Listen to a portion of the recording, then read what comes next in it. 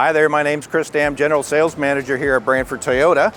And today we're going to be talking about flagships. We're going back in time a little bit of history. Beside me we have a 2005 Avalon. This was our flagship car for many years. Never sold a lot of these in Canada, but it represented as good as it got in the Toyota world for many years. So we had this car up until, say, about 3 years ago, and that flag started to look a little frail, so to speak. It wasn't so exciting anymore. So a year ago in 2023, we decided to come out with a new flag. So this is our new flagship that we're waving, the 2025, in this case, Toyota Crown.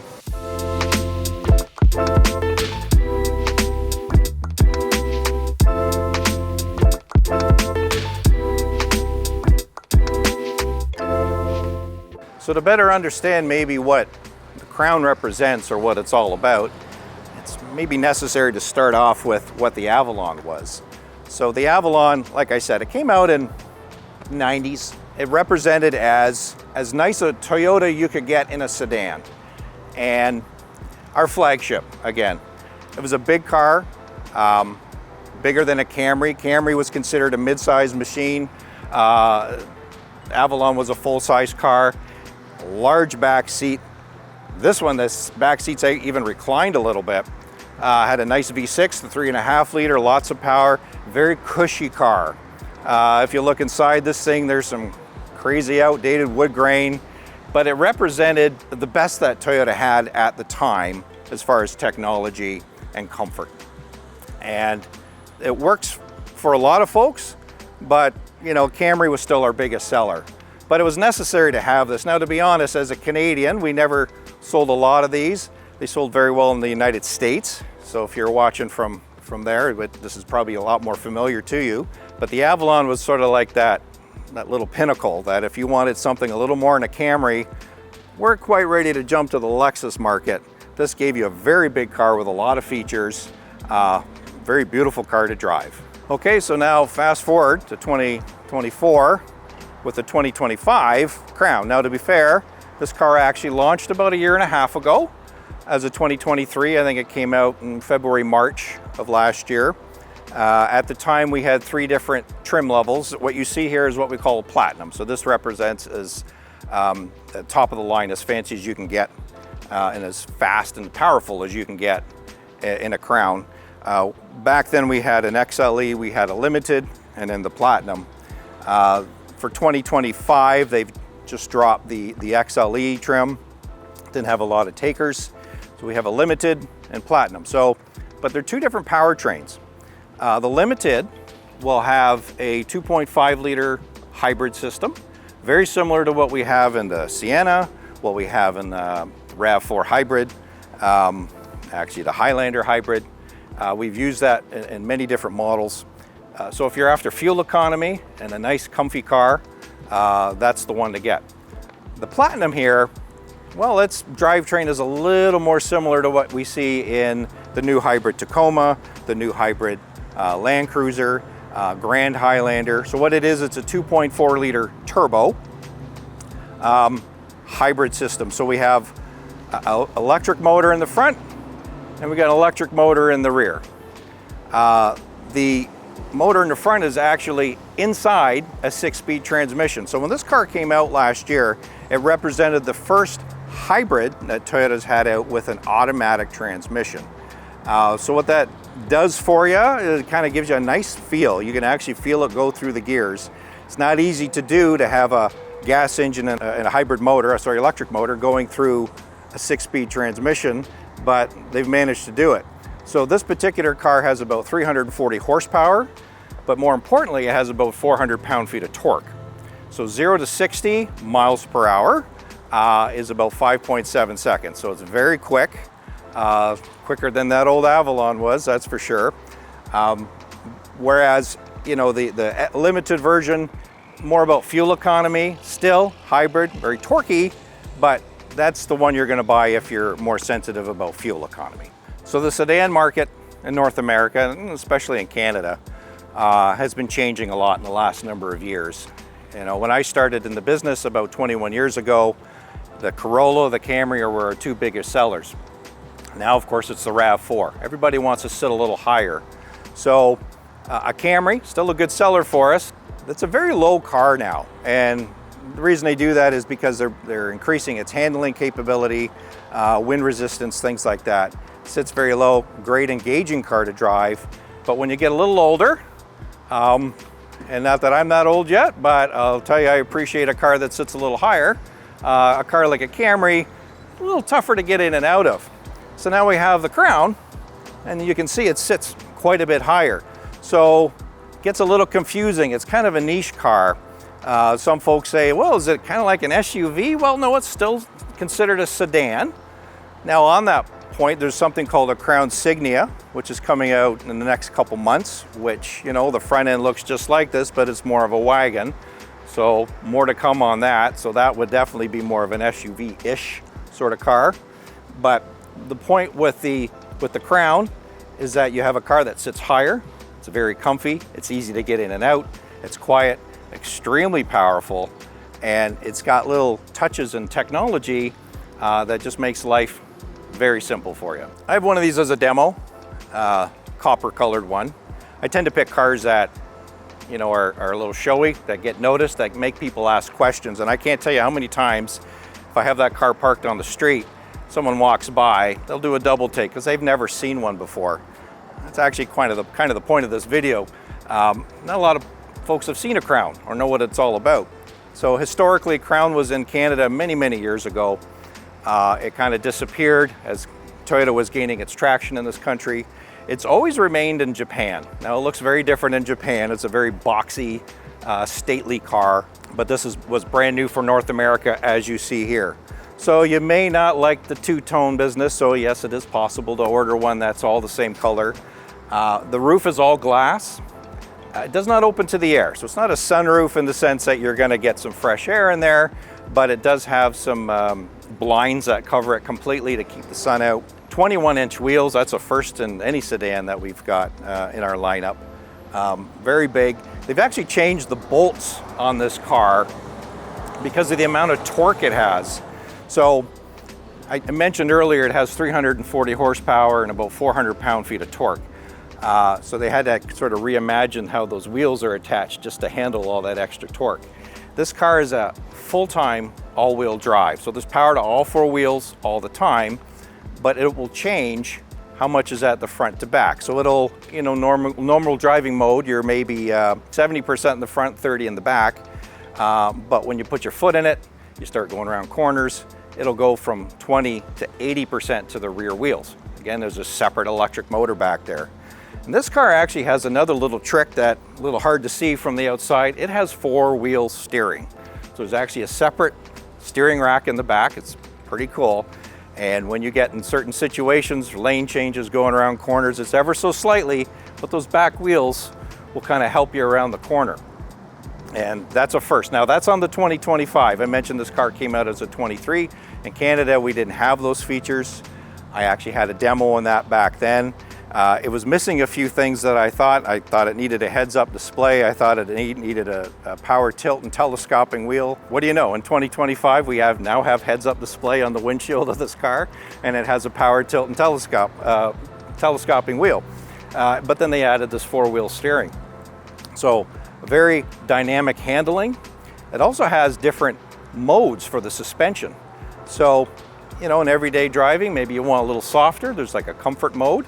But there's also a sport mode. So you put it into the sport mode, it actually stiffens up the suspension and you can literally feel it. So now your handling's a little better. You might feel the bumps a little more. I guess it all depends on what mood you're in. Now, when you put it in sport mode, it does change how the engine reacts as well. You're going to notice that the gas engine isn't cutting out. It's going to be on all the time and it's giving you everything. It's very quick at that point. But if you want some fuel economy, it's probably wise to maybe put it in the eco mode or just the standard mode. Then you'll notice the engine shut off and back on again, just like a regular hybrid. So even though this car is very performance oriented, if you drive it accordingly and you know, do some back roads and whatnot, you're still going to get some half decent fuel economy. I've had done trips to say Collingwood, ended up being around 6.7 liters per 100K. which I thought was pretty impressive given all the horsepower in this thing. If you're driving around town a lot and you got a heavy foot, you're not going to see that necessarily, but it all depends on how you drive. So moving to the back of the car, you'll notice this Hybrid Max logo. So this represented the first Toyota model that has this Hybrid Max system. Very shortly after this came out, we had the Grand Highlander with pretty much the same setup. That means it's a hybrid, but it's also very sport oriented. A vehicle with a similar type of setup would be the Tundra Hybrid. So the Tundra doesn't say hybrid on it, it just says iForce Max, but it's along the same sort of lines. With the Tundra, of course, you have a 3.4 liter twin turbo V6 with a big electric motor sandwiched between the engine and the 10-speed transmission. Your standard sort of truck setup at that point. Works very efficient, loads of power. I own one, I ought to know, but this is sort of like a smaller version of that. So now we have the 2.4 liter turbo engine, so it's an inline 4 with a 6-speed transmission, and again, that electric motor is actually right inside the transmission. So there's no drive shaft going to the back wheels. We have a separate electric motor for the rear wheels. They had some newer battery technology on this car, nickel metal hydride, but they've managed to get it more efficient and smaller, and the output a lot more efficient, meaning the power going to those batteries seems to be conducive to making a lot of torque. And I can attest to that. This thing really, really launches. So one other quick thing while we're looking at the back of the car, this being a 25, this is something that they added. This is our first power trunk. And you think, well, no big deal, that thing opens, but now they also closes. Oh, I gotta hit a button here. Okay. They didn't do that before either. So we've never had a sedan that goes up and down on the trunk. So a nice little touch there, again, to add to the Toyota lineup. All right, so now we're sitting inside the Crown, and this is a thing of beauty. If you don't like black, you can actually get different interiors. There is one model with it's sort of almost like it's not white, it's a very light tan. Never been very popular in Canada. I look at it as like a Florida car. And just see, driving to Florida in that light tan, I love that. Anyways, that's me. But yeah, this interior is unique to the Crown, meaning you're not going to see anything exactly like this in the Camry. It is Crown specific. The Crown Signia will have a very similar interior as far as the layout, that sort of thing. But a lot of tech in here. I mentioned earlier it has a heads-up display, so you can see your speed limit, your cruise control settings. It's all, even radio stations will pop up on there if you set it up that way. The whole dash is all digital, kind of like what we have in a lot of our later models. Grand Highlander, the Tundra, for instance, has that too. Nice big screen. This car has some auto settings that we don't see in some of our other models. So, for instance, there's a heated steering wheel, when you think, well, that's not new, but there's actually 2 settings for it, and it's an auto feature. So in the wintertime, depending on how cold it is, that wheel will heat up a little or a lot. Ventilated seats, they're actual leather seats, heated seats. And again, that's all kind of on the auto system too. So like the ventilation just kind of comes out if it's a hot day today. I think we're about 28 degrees Celsius. So all that stuff's kind of nice. This has a little feature, like this little camera that's watching my face as I'm driving. So if you drive, correctly with your hands at 10 and 2, or what do they say now, 3 and 9, I guess. This thing has a good shot of your face. It's looking at your eyes. It's looking at where you're looking. So if you get a little tired and your eyes are kind of doing something else, it's going to alert you. It's going to beep at you. It's going to say, hey, you're not paying attention. Or if you're sort of glancing at, you're out in the country and, well, that's an interesting cow, and you look a little too long, it's going to beep at you. Or if you're talking to your wife because she's not happy with something you just said for a little too long, it's going to beep at you. The other reason it beeps at you is if you're driving with your hand then on the wheel. Of course, now it can't see your face. And so like it or love it, hate it, it's one of these, it just represents some new technology that's in these cars. A lot of the way they're set up is very similar to what we have in a lot of our vehicles, cruise controls, things like that. This does have 360-degree cameras, lots of sensors, will help with parking and whatnot. And speaking of parking, this car will park itself when you're in it. So there is a mode where if you want to parallel park and maybe you're not so good at it, it'll do it for you, provided you start off in the right spot. It'll swing into that spot. It'll also perpendicular park. So if you're going to a parking lot and you want to back in, it will, you hit that button, get it set up, it'll back in between the lines for you. So that's not something I use. I find I can parallel park a lot quicker than this thing can, so I don't play with that a lot, but it's there regardless, because there are a lot of folks that just aren't comfortable with that. One of the changes in the 25 versus the 23, I mentioned when this car came out, we now have a very shiny, like almost a piano black finish here, whereas before it was a sort of a matte finish that you could kind of get a little rough looking. It held the dirt a little differently. This is easy wipe, so that's a nice feature. It is a power tilt and telescoping wheel, which in a car of this level, and incidentally, the Platinum, you're around 65,000. It should have some stuff like that. Your phone, it's got a charger right there, and it's straight up and down. So a lot of our cars, you'll see the charger, the Q charging system.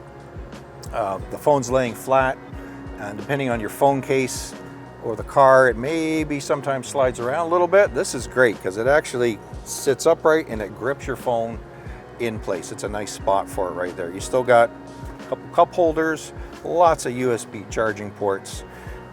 This is interesting. I have a center console that opens. It opens that way and it opens that way. So if I need to get something out of it, or my passenger needs to get something out of it, you're not reaching over. So nice little thoughtful touches right there. A gear selector, it's not your standard, hold the lever up and down with drive, reverse, neutral, 1, 2, 3, all that. It's like a little joystick. Now, if you're familiar with a lot of our hybrids, especially the Prius when it came out in 2005, that second generation, it had like a little joystick that sat right on there, and you would sort of move it into drive and you'd let go, it would snap back into place, but you're in gear. Confuse people a little bit. This does the same thing. So I'm in park, put my foot on the brake, drop it down into drive, just heard the brake disengage in the back there, and you're in drive. Reverse, it's the opposite. So you just go up into reverse. My mirror's just tilted down, all that stuff. Of course, the cameras, everything comes back on. Park is just a button. I lent my Crown to my daughter-in-law recently, and I thought, oh, she'll figure it out. Well, apparently she sat in the parking lot for a while trying to figure out how to put it in park because I didn't bother telling her. It's just a P button right there. Now, this being a 6-speed automatic, there's actually a manual mode. So if you want to go through the gears manually, you do have what they call flappy paddle shifters, right? Plus and minus, so you can have some fun with it because this car is quite exhilarating that way. But that leads us to the drive modes. So that's going down a little further here. We got a little toggle switch, just goes up and down. So right now we're in normal mode. That's sort of the default setting.